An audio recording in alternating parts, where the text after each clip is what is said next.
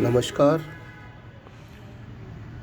राजस्थान का जुगोती अंतिम भाग दक्षिणी पूर्वी राजस्थान पठार के बारे में अध्ययन करेंगे। दक्षिणी पूर्वी राजस्थान पठार को हाड़ौती पठार के नाम से भी जाना जाता है।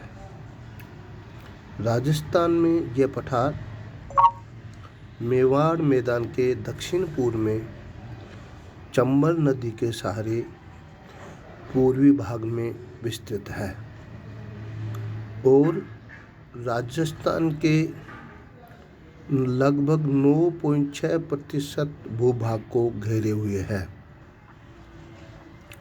यह उत्तर पश्चिम में अरावली के महान सीमा भ्रंश द्वारा सीमांकित है और राजस्थान की सीमा के पार तब तक फैला हुआ है जब तक बुंदेलखंड के पूर्ण विकसित कगार दिखाई नहीं देते। हाड़ौती पठार के अंतर्गत ऊपरमाल का पठार और मेवाड़ का पठार, जिसमें राजनीतिक दृष्टि से झालावाड़ से बूंदी और कोटा, चित्तौड़गढ़, भीलवाड़ा और बांसवाड़ा के कुछ भाग सम्मिलित हैं। यह पठारीय भाग आगे चलकर मालवा के पठार में मिल जाता है। इस क्षेत्र का अधिकांश भाग चंबल नदी तथा इसकी सहायक नदियों जैसे काली सिंध, परवान और पार्वती के द्वारा सिंचित है।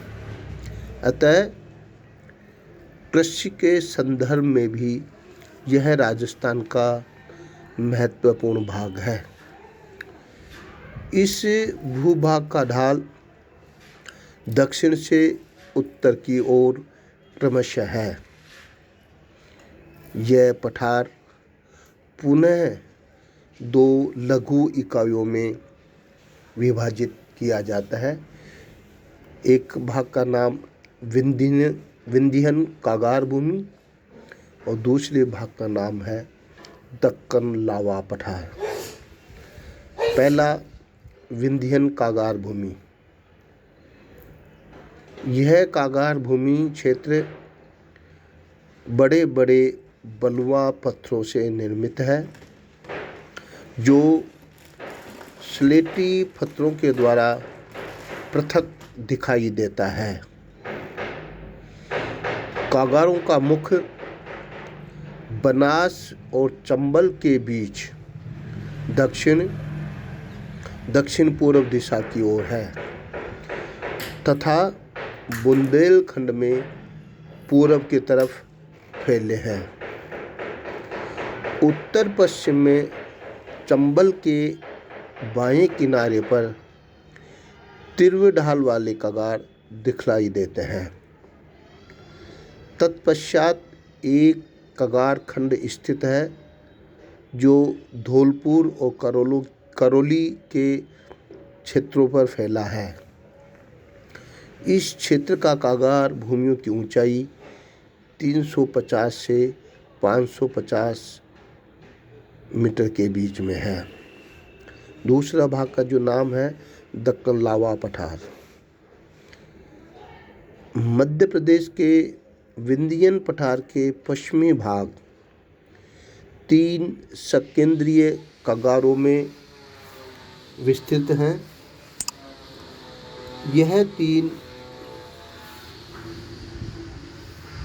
सकेंद्रीय कगार 3 प्रमुख बलुआ पत्थरों की परिव्यक्त शिलाओं के बीच बीच में स्लेटी पत्थर भी मिलते हैं। दक्षिण पूर्वी राजस्थान की यह भौतिक इकाई ऊपरमाल के नाम से भी जानी जाती है। उच्च ऊपरमाल का मतलब उच्च पठार या पथरीला भाग के नाम से जाना जाता है। यह एक विस्तृत और पथरीली भूमि है जिसमें कोटा, बूंदी पठारी भाग भी सम्मिलित हैं। इस भूभाग में नदी घाटियों में कहीं कहीं काली मिट्टी के क्षेत्र मिलते हैं।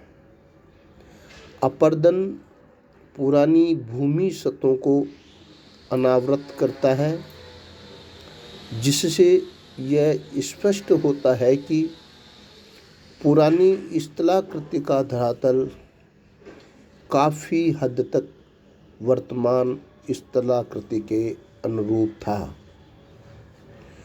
चंबल और इसकी सहायक नदियों जैसे काली सिंध और पार्वती ने कोटा में एक त्रिकोणीय कांपीय बेसिन का निर्माण किया है, जिसकी औसत ऊंचाई 210 से 276 मीटर के बीच में है। बूंदी व मुकुंदवाड़ा की पहाड़ियाँ इसी पठारी भाग में है। नदियों ने इस पठारीय भूभाग को काट छाँट कर काफ़ी विच्छेदित कर दिया है। इस प्रकार से राजस्थान के जो मुख्य भौतिक विभाग थे उनका अध्ययन हमने किया है। हम पुनः इसके बारे में अध्ययन कर लें कि राजस्थान को 4 मुख्य भौतिक भागों में बांटा गया था। पहला था पश्चिमी रेतीला मैदान, दूसरा भाग का नाम था अरावली श्रेणी या पहाड़ी प्रदेश, तीसरे भाग का नाम पूर्वी मैदान और चौथे भाग का नाम था दक्षिणी पूर्वी राजस्थान पठार। इस प्रकार के 4 भाग किए थे और इनके उप विभाग और गौण विभाग भी किए, उनका अध्ययन हमने कर लिया। आज आपका राजस्थान का भौतिक विभाग समाप्त होता है। अगला हम अध्ययन करेंगे अफवाह प्रणाली के बारे में अध्ययन करेंगे। धन्यवाद।